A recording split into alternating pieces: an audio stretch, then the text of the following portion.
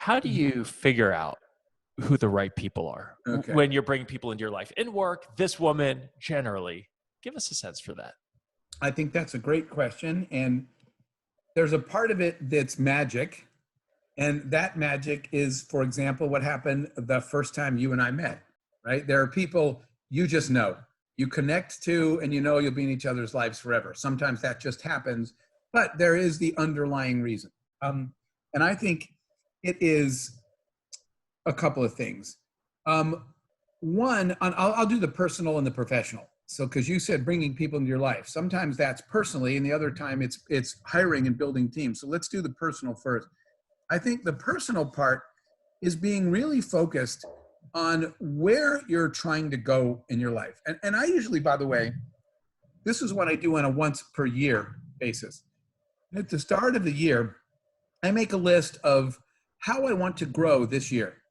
What do I want to do that's different? What do I want to learn? Like one time that's, was the music biz, right? I wanted to actually, by the end of this year, I want to know how the music business works in an industry. You might want to learn Mandarin. You might want to make a goal. I know somebody, she said to me one day, I don't have very many friends. So by the end of this year, I want to have a group of 6 girls that I consider my girls, my best friends. She actually had a goal. I'm going to work harder at having friends to go do fun stuff with. She said to me, I've never been on a girls trip. So, because I don't really have a friend group, she said, so by the end of the year, the proof will be that me and my new friends are on a girls trip. Then I'll know I've hit the goal. That's a real goal. Okay. So every year I sit down and say, how do I want to grow this year and change? What do I want to do? Now that leads to the next part. Personally in your life, you need to look around, and I'm talking about something that everybody's heard a million times, but you really are the sum total of the people around you. And you need to say, if this is my goal in my life, in a year, or it might be many years, but whatever it is, am I surrounded by people that deter me and bring me down? Or am I surrounded by people that contribute to my growth and help me get there? Whatever person you're trying to become, you need to be around people that are getting you there. So if you don't know, my answer to that one, Josh, is if you don't know who you're trying to be and where you're trying to go and how you want to grow, you'll never be able to identify which people should stay in your life and which people shouldn't. And you won't recognize when a Jeff meets a Josh and says, this is a guy I want to have in my life, because it's accretive, right? It's additive to what I'm trying to be. So that's the personal part, is you got to first answer what you're trying to be. On the professional part, it's, I think, very much, well, let me tell you the story that made me think of it. We had interviews on one of my companies, and we would bring people in. They usually interview with 6 or 7 people.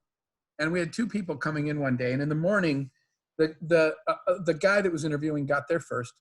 And some of the employees, we had a break room, and in the morning, people were usually having coffee and making their breakfast in the microwave or whatever. And he comes in, and he's in the break room with employees, and they're chatting with him, and people come out of the room, and they're not shaking their head. I said, what? And they said, we don't even want to interview him today. He's not one of us. I said, what do you mean? We have 6 interviews set up. They said, just send him home. He's not one of us. Then this girl comes in, and same thing. They're in the break room. They're sitting with her, and they're like, she's totally one of us. You should hire her. I said, we haven't done any interviews yet. And they said, the interviews are going to go great. We'll do them, but we're already going to tell you right now how this day is going to end. She's one of us. So my question, Josh, to your listeners is, what does one of us mean? One of us is a group that you are a member of, that you want to be a member of, and you want other people to meet the same criteria, but you don't know what that is if you haven't defined it. So as a leader, as a CEO, I think you not only need to define those values and that culture, but you need to write it down.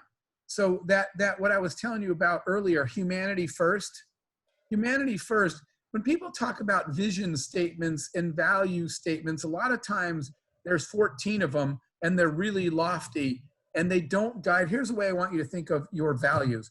Your values should be a short sentence that literally tells me what to do when I'm confused. That's my best way to explain it. So I've got an upset customer, and they want a refund, but we did nothing wrong. The customer was wrong. And my person's on the phone, and they glance up, and on the wall, it says humanity first. And they say, I know what I'm supposed to do here. Sir, you can have your money back. I'm sorry about the situation. And then they're telling me, hey, boss, I just gave him his money back, even though it was our fault. That's humanity first. That's values that we wrote out so our employees, when they were in their most confused moment, knew what decision to make.